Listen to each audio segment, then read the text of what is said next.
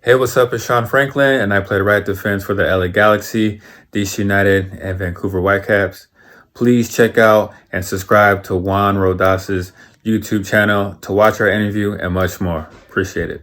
Good afternoon, everybody. My name is Juan Rodas. Today we have legendary right back Sean Franklin. Sean, how are you today?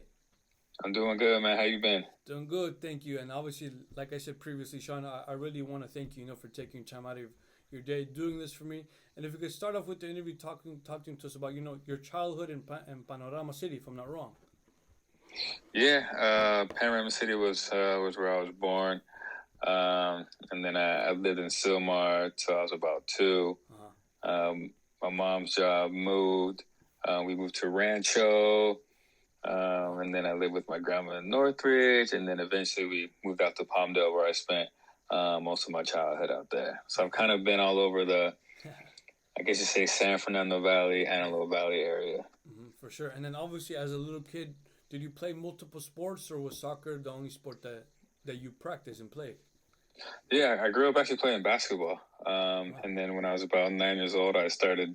I did like t-ball for a year, or like coach's pitch. Yeah. And then I did AYSO when I was, I want to say, 9, 10 years old. And then at the time I was doing both like basketball and soccer.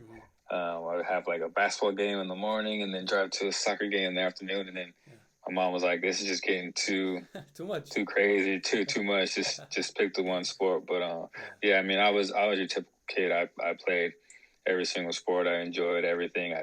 I ran track in middle school and everything. So yeah, I pretty much did what most kids do. They usually play everything, and then they kind of figure out what they kind of draw to. Exactly. And then obviously throughout your long career, did you accomplish all your dreams in your career? Did you accomplish everything that you wanted to?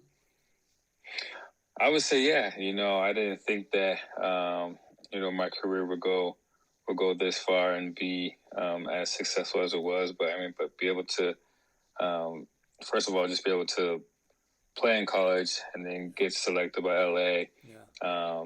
That in itself was a huge accomplishment, and actually being on a team that won multiple championships. I mean, that's something that most people dream about, and to actually be able to live that out was fulfilling. I was able to play for the national team, which was a huge honor. The only thing I wish is maybe would have made like a World Cup team, but other than that, I think I could be satisfied to how my career went. For sure. And then what sacrifices did Sean Franklin do to be where you are today? Having a long lasting career in the MLS, being, an icon for the Galaxy, playing previous seasons with DC United and Vancouver. But what sacrifices did you do?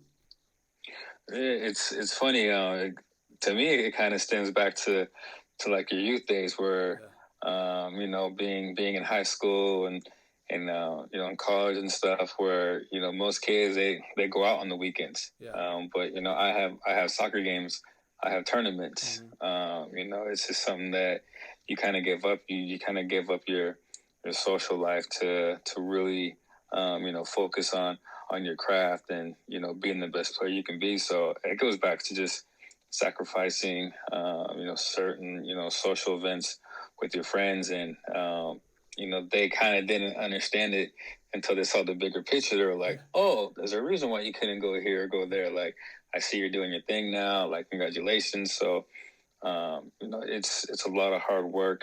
A lot of putting your priorities in the right spots, and I think it started just back when I was younger, that there's some things that I was going to have to sacrifice growing up, and being able to balance that is the biggest challenge.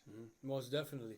And if I'm not wrong, Sean, this year you eventually retired. If you could talk to us about what was going through your mind when you chose to retire, because obviously all you know is soccer, soccer, soccer. And then once you retire, it's a completely different life per se. Yeah, it definitely was tough making that decision. My last actual year of actual soccer was 2018 with Vancouver. I was a free agent in 2019. Yeah.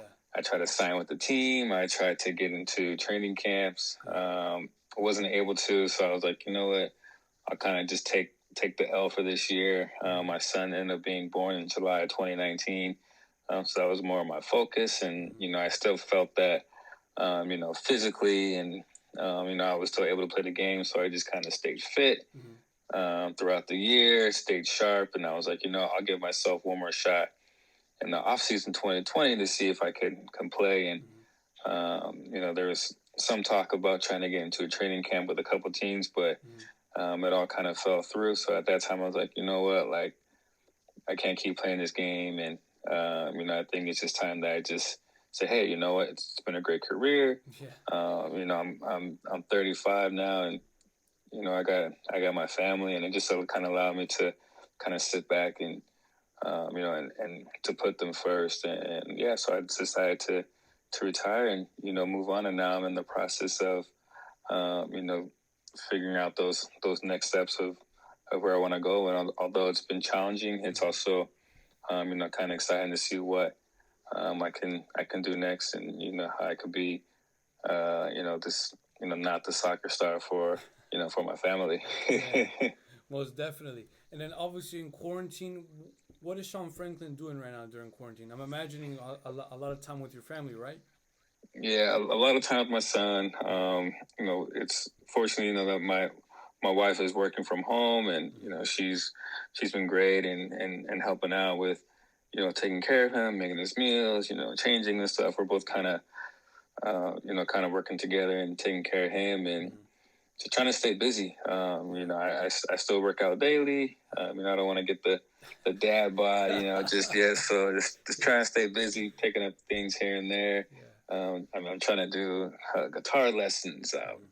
Just trying to just stay busy. But at the moment, it's just taking care of my family and being with my son. And it's a bummer because he likes to be outside. And prior to that, we were always doing things outside. So it's tough to have him indoors. But yeah, just trying not to go crazy. Yeah, exactly. Me as well.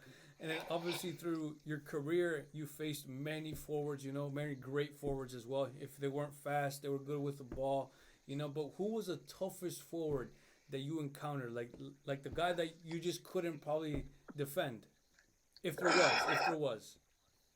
Toughest forward. Shoot, there's a lot. Yeah. I'll probably just take forward/wingers. Josie was always super tough. Just strong, fast. Yeah.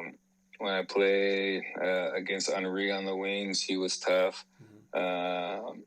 Fabian Castillo with FC Dallas, I hated playing against him every single weekend or every single time we played. I hated it. Yeah. Because he was fast, but then he was faster with the ball. Yeah. I'll go way back to, playing against Steve Zakawani from Seattle, good with the ball. Playing on the wing, you usually play against a lot of their top wingers. So it's a battle almost every weekend with those guys. But man, it's a lot of players that I know I'm for sure missing out. But yeah, I've definitely had my fair shares of I don't want to defend this guy today. Most definitely. And then was there a type of player that was like possibly the biggest trash talker on the pitch, to try to get you off the game, to maybe get you a red card, Was there a biggest trash talker? Kyle Beckerman talked a lot of crap. He was annoying to play against. Who else talked? Lenhart was annoying to play against. Oh man, those Clasico games. He was just from the start of the game to the end. You knew what kind of game was going to be with him. Who else talked crap? I'm trying to think of guys that were just like, dude, you're annoying. There's probably a couple more I'm missing too. Probably some guys I even played with maybe. Yeah. Most definitely. And then obviously when you signed first with the Galaxy, do you remember what you did with your first professional paycheck from the LA Galaxy? Like, do you remember that day? It was probably very small, so I probably I probably spent it right away. I don't remember what I did with it, but yeah, I don't. I mean, it was for sure, fairly small. So I probably just saved it, and that was that. Yeah, for sure. And then obviously you played for the Galaxy, DC United, and Vancouver. Could you tell us your best teammate on each team? My best teammate on each team.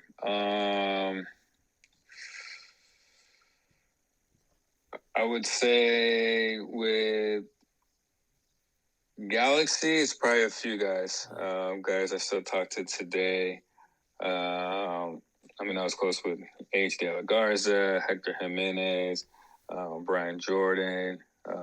Hector and AJ, I still talk to those guys almost every single day. Those are probably my favorite teammates on that team. DC, favorites would probably be, I played there for 4 years. Yeah. I was close. I was close to almost everybody on that team. I enjoyed playing with Eddie Johnson, Patriarco, Kofi, Lloyd Sam, Steve Birnbaum, Bobby Boswell. there's a lot of players that I enjoyed. And then on Vancouver, I was close with, I would say, this guy, Daniil, Jordan Much, Aaron Mon, Kai Kamara. We were all pretty close. Yeah. What's that? And then, and obviously, in all those three locker rooms, a different variety of nationalities, from Africans, from South Americans, Central Americans, a whole different, like a very ethnic locker room, no? Yeah, you kind of get that with these teams now, where it's pretty diverse, and everyone kind of has a little cliques, but once you get on the field, you kind of all come together in just one big family. For sure. Then could you mention to us the toughest moment in your career? I'm imagining there is, right? Because there's always ups and downs in the player's career. Yeah, I'd probably say the toughest was when I tore my hamstring in 2009. Prior to the season, I was in January camp with the national team, and I had to come out of camp early because I had a sports hernia. Yeah. So I had surgery in January. I was out for a month, and then I was ready for the beginning of the season. Still not 100%. And then come May, I had tore my right hamstring, and I was out for 5.5 months. Wow. Which is pretty much, I came back, with about 3 weeks left in the season.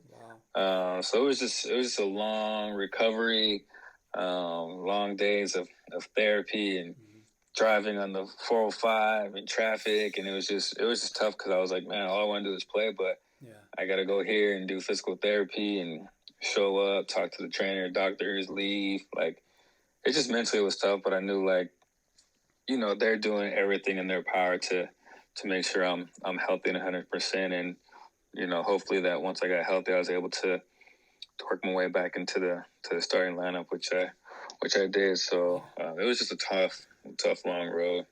Most definitely. And then what's Sean's favorite music and favorite food? Favorite music is definitely hip hop and R&B. Favorite food, specific food or just in general? I'll do in general. Is I love Mexican food. Wow. It's one of my favorites. Yeah. And then I'm imagining you probably speak a little bit of Spanish from playing for the Galaxy in Los Angeles and with a lot of Latinos as well. It's sad. You know what? I should know more Spanish than I do. Yeah. Like I said, I play with a lot of Latin players. I have friends that are Mexican, friends that are from El Salvador. So like, it's being around. I'm in Los Angeles, SoCal. Like, you should know some Spanish. I can speak some. I can understand some. My wife is Mexican, so I'm learning. So hopefully that one day I will know more than what I know now. Exactly. And I'm imagining having a wife that's Mexican is probably going to improve better. Yeah, it should. It better. It better. And I always tell her, I was like, I want our son to be able to speak, both languages and everything like that. So. For I'll sure. be learning too. Yeah, exactly. And obviously, you have four championships under your pedigree. You have your two-time MLS champ, two-time Supporter Shield. But is there which one that stands out more than the other? Like possibly one that's more special, like that you contributed a lot, or no? I think my favorite award, and I used to speak with my brother, is Rookie of the Year, 2008. because that's only you can only win that one time. Yeah. And I think that to me is probably special because one was you only win it one time, and two it was my first ever award as a professional. Yeah. And I think that one, although the championships, the supporter shields, and all-star stuff is great to be recognized, but I think my favorite still is the Rookie of the Year. 2008, if I'm not wrong, right? 2008, yeah. Yeah, for sure. And then when it comes to sports psychology, how do you think mentally or prepare mentally and emotionally for each game? Because the MLS is an extremely long season, but like, what do you do to prepare yourself for each game? Yeah, it's definitely a different. In college, I think we play. Now I gotta think back to 13 years ago. I think it's maybe 20 game season. Now it's like 34, and it's long. 8 months goes fast, but it's actually a very long year. A lot of different games, and you're preparing differently for each team, and then your training load is different as well. So it's just a lot that goes into it. For me, I kind of just, I kind of just stuck to my routine of, what I do prior to training, and then, what I do afterwards, and, just making sure I'm sticking to, the right regimen to get myself, mentally ready up for the whole week leading up to the game. Because it's tough. It's a long season, and you really got to be in it mentally. Because as soon as you check out, then it's a wrap. And I've been around long enough to see players, check out, and these are guys that maybe were starters and then not starting, or guys who sometimes don't play at all. So you got to be ready all the time, because you might not play for 5 straight games, and all of a sudden you're called to start, and you want to make sure that you're prepared and ready. Exactly, most definitely. And do you believe that the U.S. soccer should implement promotion and regulation, because like the rest of the world, and obviously in the MLS each year they're implementing more teams and adding new teams, but there's not like a way where if you're the last, you move down. But do you think that they should implement that? I think eventually, I think it's possible that we could get to that point. Yeah. I think money does play a huge factor in that, as far as teams coming up. Do they have the funding? Do they have the facilities, the stadiums? I think once that kind of gets better, then we can go into a state of, okay, well, this team, we can do like we can have teams that kind of get regulated, and these other teams, they fit the bill to be able to play in the MLS. And but I still think we're kind of a ways off from doing that. I think it would be cool if we just had one winner. It just make the season a little bit more competitive. Personally, but I still think we're a little bit far away from that, because we've had the American system for so long. Not just for soccer, we have it in basketball. There's playoffs in basketball, playoffs in football and baseball. So it's kind of something that's just been ingrained into the American system or American sports. For sure. And then obviously, from the different locker rooms, you play with great players, English legends, David Beckham, and if I'm not wrong, Wayne Rooney as well. But if you could talk to us about, playing with such caliber players, that aren't just like the regular player, because with Beckham, I'm pretty sure he had his own security, possibly Wayne Rooney as well. But how was it, sharing locker rooms with these icons?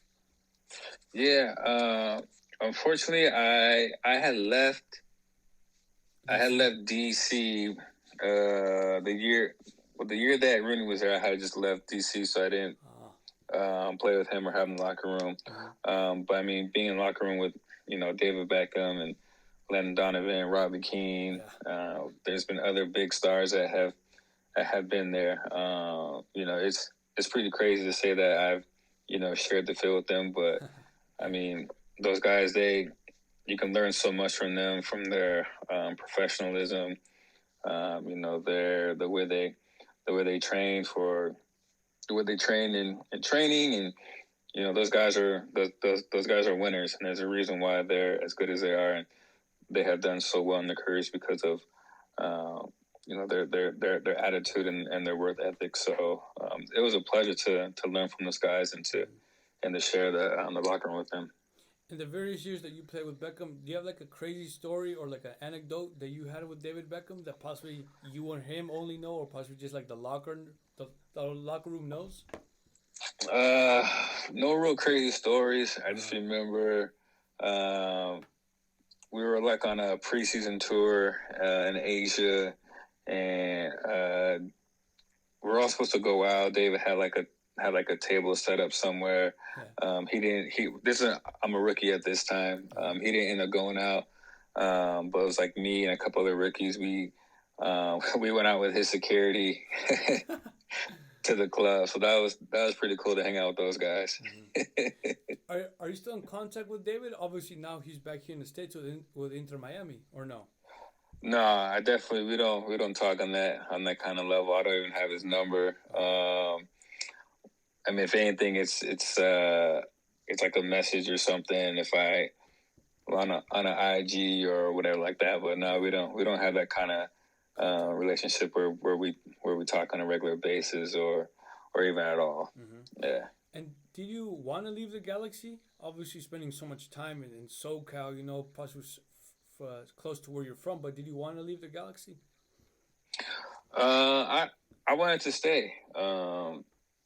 Obviously being home it's nice to be at home with friends, family. I was comfortable, but I wanted to stay and I couldn't. And I think it actually benefited me leaving. I've been here all my life, and then to go from Cali all the way to the East Coast to a new team. Yeah.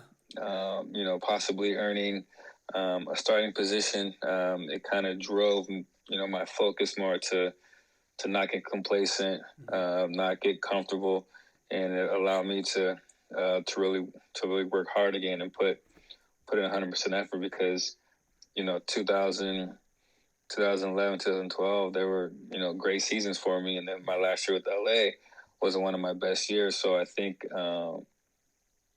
that might have played a factor into it, and maybe I was kind of getting complacent and used to just being in LA and things are great, and it took away from my work ethic. But I think leaving allowed me to kind of grow up a little bit. Yeah. Regain my passion to do well, and I ended up staying for 4 years in DC. Mm-hmm. And then did you ever share locker rooms with El Gran Pescadito Ruiz, the Guatemalan nightmare? I mean, like the villain that they call him in the MLS, or no? What do they call him? The villain of the MLS? The villain MLS? Ruiz? Yeah. Yeah, my first year. How was it? How was it playing with him? Do you have a cool story about him? Because I'm also Guatemalan, so I'm curious. No, man, Fish is a legend. He's a legend, man. He was a cool dude. He was funny. Mm-hmm. Great striker, right? And did you ever play against him as well? Because he obviously played DC, Philadelphia. Yeah, he played at Philly. He was there. I played against him, I think only 1 year. 1 year. I think 1 or 2 years when he was out. I can't remember if he was in Philly for 1 or 2 years. When he was in DC, I wasn't there when he was in DC. Mm-hmm. But was it tough playing against him or no? Playing against Fish? Yeah. He is tough to play against. He really uses his body well. Yeah. He's not the fastest. Yeah. But he's tricky, and he knows how to use his body. He knows how to really kind of spin off of you. Yeah. He's a great player. Yeah, for sure. And then obviously you went to Northridge, you got selected by LA Galaxy, and you debut in the Cali Clasico against the Quakes, April 3rd, 2008, if I'm not wrong. How were you feeling? If you could take us through your day, like what was going through your head, like a rookie playing against the Quakes, like how was that day for you? Yeah, so prior to that, the weekend before, we were on the road for our first game in Colorado. I made the traveling squad. I didn't play. One of the center backs got a red card that game, and I remember we had a reserve game the next day. Early in the morning, it was like snow on the field. Wow. It was freezing cold. I was like, man, I don't want to play this game. This sucks. We had lost 4-0 the night before, so our team got our butts kicked. Yeah. And I was like, I just want to hurry and play this game and just get back to LA. And I had played that game, and I showed well. And then the week leading up, for training and stuff, I was told I was going to start at center back, and I was like, okay, cool. Like, I played right back, like for the past few years in college, but I can play center back. And and I started, and I was excited. My family was that I was starting. It was our home opener, so it's a lot that kind of went into it. And I want to say it was David's first. I want to say it was his first Cali Clasico as well, because he came in 2007, but I know he was hurt for a little bit of the season. So yeah, man, it was a special day. For sure. And then obviously the Cali Clásicos have become more of a big name each year after year. And you obviously played multiple, if I'm not wrong, against Gordon, Lenhart, Wando, Chavez. But if you could talk to us about, like the different Cali Clásicos, especially here at Stanford, because the Stanford games have been crazy, like the Quakes have been losing and they ended up winning. But if you could talk to us about, the whole environment as well.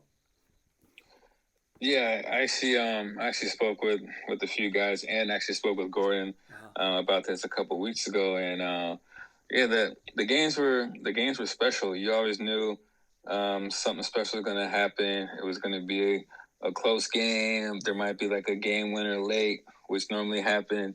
But just the vibe and at the stadium there, and even at the home games in LA, it's just a different feeling. That it's going to be a fight. The game's going to be ugly. It's two teams that hate each other. Prior to leading up to the game, training that week is ramped up. Everyone's kind of tackling a little bit more. Everyone's kind of getting feisty because that's how you got to be on the weekend. So I mean, those games are always fun to play in. Was there ever a Quakes player that kind of bugged you from time to time when you guys played against them, or no? Lenhart was annoying to play against. I've played with Alan Gordon in LA, and then against him with the Quakes. I mean, you see him coming into the game, and you know that he's bound to get maybe 2 or 3 chances, and if he gets 2 or 3 chances, he's probably going to score. And he's always a player that would come into the game and would score in big moments. So playing against him, Chavez was annoying to play against. Good little player. Salinas, I've known over the years. Playing against him, fast. He was good. San Jose they had some pretty good squads over the seasons. Most definitely. And obviously in 2011, if I'm not wrong, you debuted with the United States of America, January 22nd versus Chile. If you could talk to us, about your debut with the national team, representing your country, and not against an easy team, a good South American squad as well. Yeah, they're pretty decent. I think that for me, I knew I was nervous, but it also helped that we played at the Home Depot Center, so it was like, it felt like a Galaxy game. I knew I'd have support from my friends and family. We were in some hostile environment in a different country like that, so you definitely felt the comfort of the American fan base. But man, I was excited. I played the full 90. I mean, it wasn't my best game. It wasn't my worst game. It was just a decent. I think we tied that game. I think it was 1-1. I think either Juan or Till Bunbury might have scored the goal or PK or something like that. But yeah, it was just a great experience to be able to wear the full men's team national jersey. And then in the Guatemala game, did you play? And was that here in the United States or was that in Guatemala? That was in Colorado. Colorado. I didn't play that game. They took 20 guys, and there was two guys that didn't dress, me and like another, I think one of the other goalies didn't dress. So I was in camp for that qualifying game, but unfortunately I didn't get to dress that. But it was just cool just to be, with those guys, with the full team, and just learn and just get better. For sure. It's a good experience. Most definitely. And then obviously, you were a longtime player with the Galaxy, and then eventually you get traded. But how does it feel, to be a free agent? Because, not being signed for a team is kind of difficult. I'm imagining, especially being a longtime player for the Galaxy. But how does it feel, being a free agent at times, if I'm not wrong, right? Yeah. Well, my transition from Galaxy to DC was Galaxy didn't want to pick up my option, so DC picked up my option, and then I redid a deal with them for 2 years, and then it wasn't until the end of 2017 that I was a free agent, and it's tough. You do have some freedom of kind of, you can kind of talk to every team in the league, but it's scary because you can be signed in January, you can be signed in closer to the season. You kind of miss all this preseason. So like for me, once I was done in DC, it was kind of like talking to an agent. Okay, like, well, where do you want to play? Who do you want me to talk to? And seeing which organizations are interested. And then I ended up going to Vancouver, and I already missed about 2 weeks of preseason. Wow. With Vancouver. I had met up with them in Hawaii. I was in training camp there for 9-10 days. I did well there, and they wanted to sign me. So I went to Hawaii, back to LA real quick to get my stuff, and then out to Vancouver. So it was it was a pretty crazy transition, but it's not the best. Yes, it's nice to be free, but it's also tough because you're dealing with, they have the re-entry drafts and stuff at the end of the season. Then they have the normal draft, the super draft. So, I mean, there's a lot of other factors that other coaches look at because, they might want to bring you in, but hold on, we might want to get this person as well. So it's just, it's tough. It's tough. For sure. And then obviously being a longtime Galaxy player, would you have ever played for the Earthquakes? And was there ever an offer from the San Jose Earthquakes for you? Can I play with the Quakes? Probably not. There was never an offer. Possibly this year, if I could have played one more season and I would play with anywhere in the league to play one more year. But the Quakes San Jose would be tough. I don't know if I could do it. For sure. A lot of rivalry, right? Yeah, too much. Too much pride. Yeah, for sure.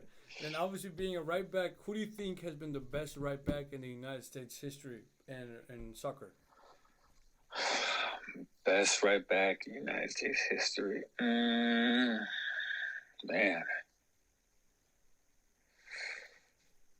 There's been some good right backs. I think Yellen's a really good player. Yeah. I think I'll go old school. I thought Chris Albright was a really good right back. Trying to think now.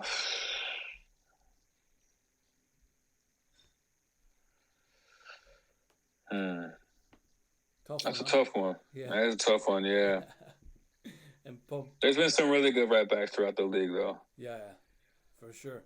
And then what's something that us, the fans, don't know about Sean?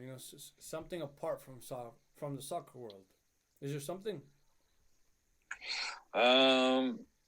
man, I'm just a chill dude. You know what I mean? Like I'm someone you can always call, text. I'll hit you back. I'm very approachable. It's funny because sometimes I'll get like a message or like a tweet like, "Hey, I saw you, but like I didn't want to bother you because you were maybe like eating or walking." I'm like, I told him I was like, just say hi next time. Like, I'm honestly I'm just like you guys. I'm just another person. I'm not above anybody. You know, you can talk to me. You can, you know, bother me, say hello, say hi. You want something signed, or if you don't want to say anything, like I respect that too. You know, but you know, I'm just real down to earth, and that some people should just know that. Hit me up. Yeah. Yeah. For sure. And then, have you ever given a thought? You know, if your profession wouldn't have been soccer, do you know like what you could have done or what you wanted to do if soccer wasn't an option? Yeah. You know, it's funny because that's actually what I'm trying to figure out now. It's like, okay, soccer's done. Like, okay, I'm about to start another new Phase. You know, career. I got my bachelor's in art, graphic design. I really wanted to actually get into to be an architect. Wow. I know that was something that was always like my passion. I'm still kind of thinking about doing that, but yeah, but if it wasn't soccer, it'd probably be in that kind of field: architect, engineering. I know that's something that I kind of wanted to get into, sports marketing.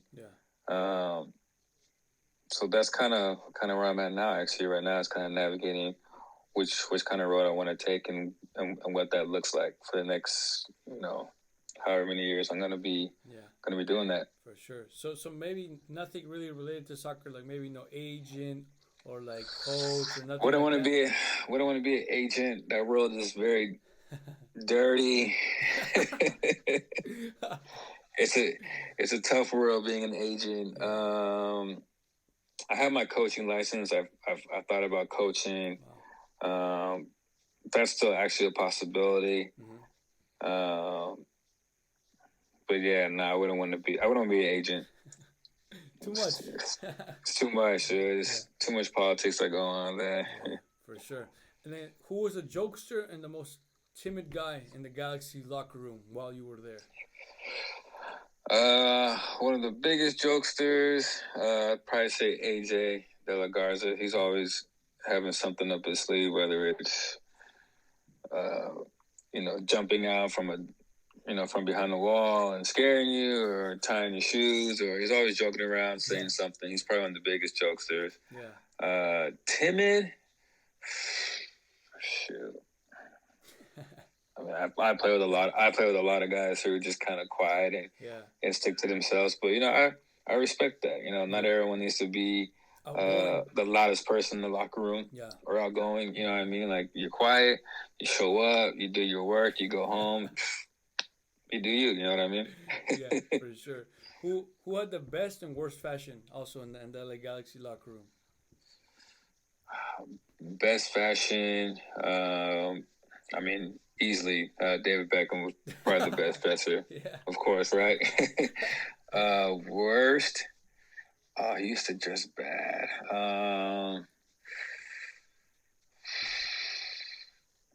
I'm trying to think of the years I was there. Who was bad at? There's been a lot of bad suits in that locker room, man. I'd probably say more in my rookie season, because suits weren't as, you know, slim fit and tailored back then. So styles changed. So I'd probably say half our locker room that year was bad. Really? Yeah. Maybe Pescado was one of them. Maybe. For sure. Maybe he was. Yeah. And then obviously throughout the many games that you've played, do you have the best game in your career or no? Best game. Best game.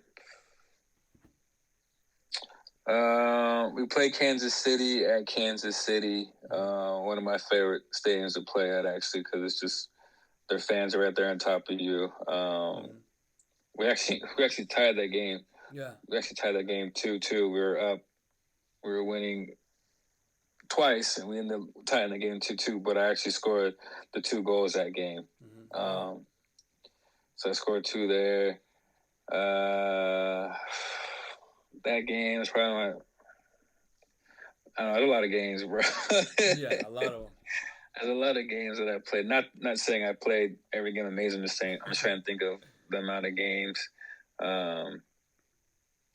Maybe against Salt Lake when you scored that banger as well. Yeah, that goal was probably my best goal. Uh-huh. Probably one of my better games. Yeah.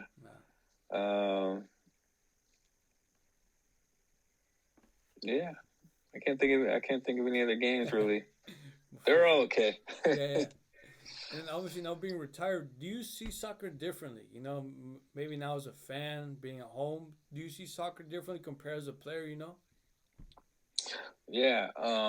It took me 2018 was my last season playing, and then 2019 I watched a lot of games. It took me a while to watch the games because I was frustrated because I felt like I should be playing. Like I was like, I can't believe this guy's still playing. Like this guy's terrible. They should have signed me.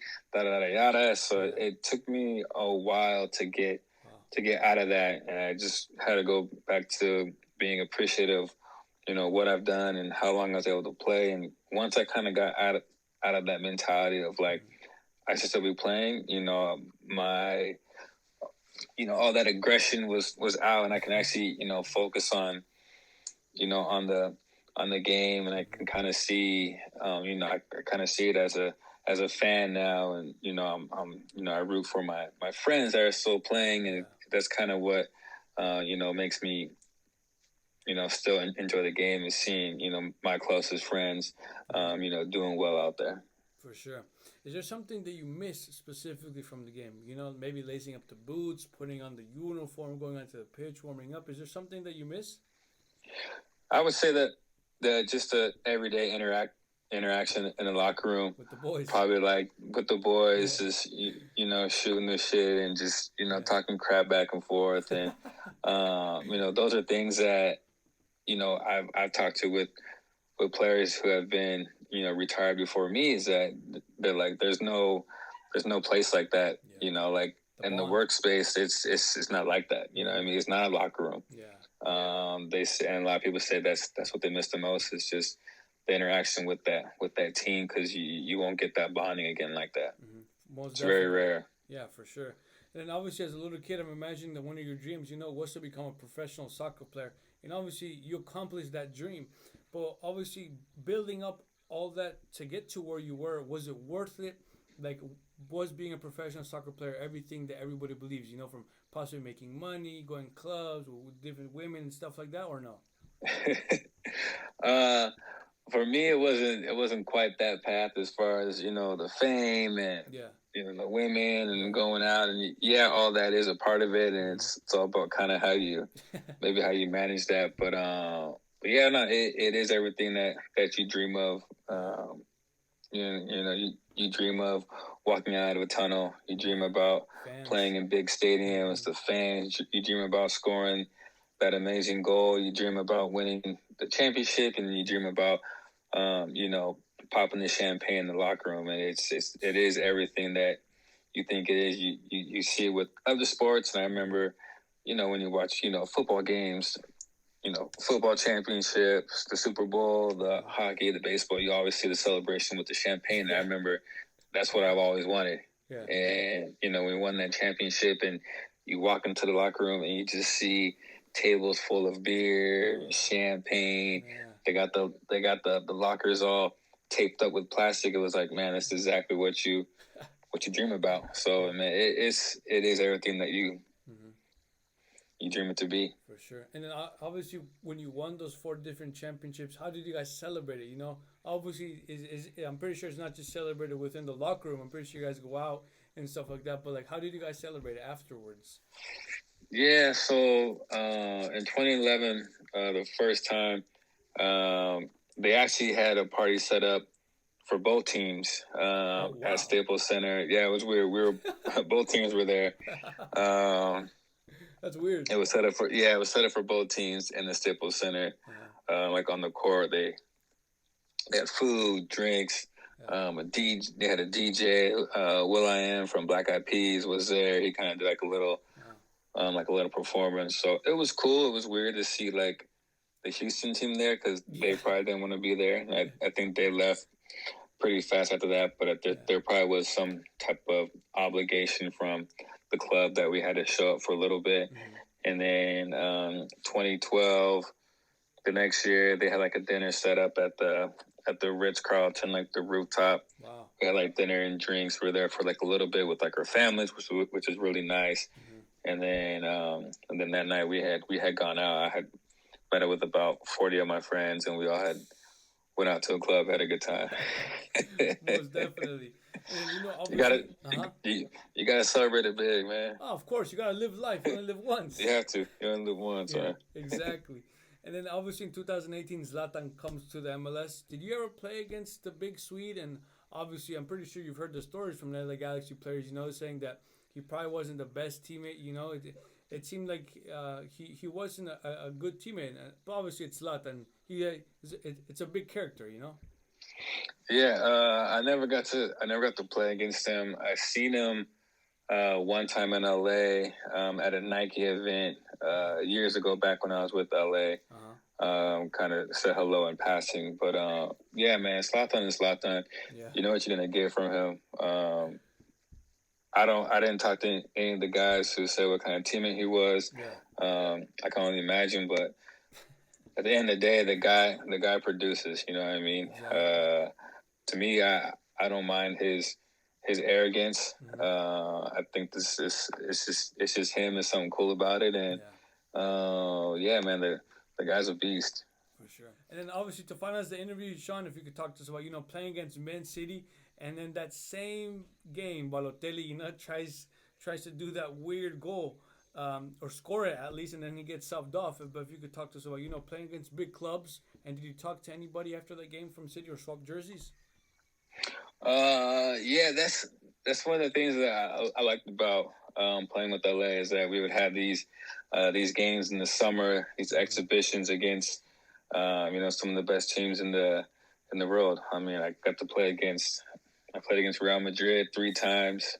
We played Barcelona. I was hurt that season, but just being in that stadium with the Rose Bowl with 90,000 people, watching it was pretty cool. We played against Tottenham. Yeah. AC Milan, who else we played? Juventus at Dodger Stadium. Yeah. I mean, it was just to play against those clubs and the players that they have on their teams. Those are, world class guys, and that Man City game was fun. Everyone. I mean, I think I've seen that clip about 1,000 times, and it's crazy that he tried that. Do I think it's disrespectful to us as players, to the MLS, that he would try that? Honestly, it doesn't bother me. It might bother other people, but it's an exhibition game. Yeah. You know what I mean? He thought he was being cute or whatever. Maybe he thought it was outside, but at the end of the day, it is what it is. Yeah. The coach didn't like it. As a coach, I personally actually wouldn't like it. Yeah. And he got subbed for it, and it was funny. You know what I mean? Like, the coach was like, I don't care who you are, how big your name is, what game we're playing. Like, you take every game seriously, and he took him off. Exactly. Well, thank you so much, Sean. For your time, I really do appreciate doing this interview. I wish you the best of luck. If you do pursue your master's degree, I wish you the best of luck with that, as well as thank you. I appreciate it for sure, and also being a father. So thank you so much. Yeah, no, thank you for having me. I'm glad we were able to finally talk. For sure. Thank you for watching my video. If you guys could share it with your family members and friends, that would be much appreciated. To all the people around the world who watch my videos, thank you so much. If you could like and subscribe to my channel, I would love that a lot. Until next time, thank you.